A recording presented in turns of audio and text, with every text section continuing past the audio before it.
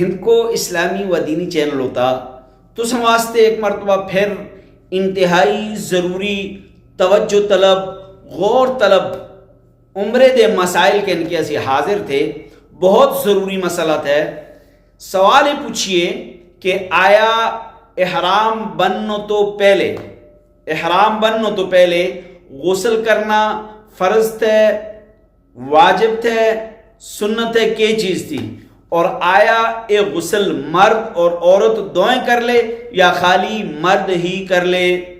اچھی طرح مسئلے کا یاد رکھیاں، اچھی طرح مسئلے کا سمجھیاں کہ جس وقت تسی عمرہ کرنا جل دے احرام بننے تو پہلے تسی مرد تھے، پھر بھی غسل کرنا مسنون عمل تھے، سنت عمل تھے. اگر عورت تھی اس واسطے بھی غسل کرنا مسنون عمل تھے، سنت عمل تھے.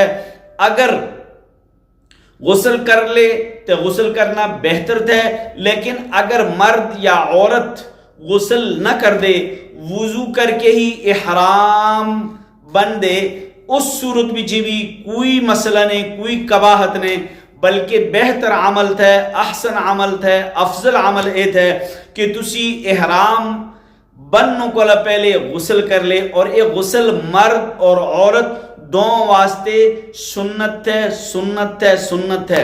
امید تھی کہ تساں کا یہ مسائل جڑے اسی تساں تک پہنچا دے سمجھ ایندے ہولے. اگر تساں کا سمجھ ایندے انہاں کا شیئر کرنا، دوسرے تک پہنچانا تستی اور استی سارے دی ذمہ داری تھی.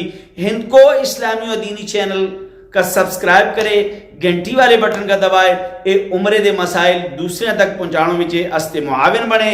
ویڈیوز کا شیئر ضرور کر دے کرے. السلام علیکم.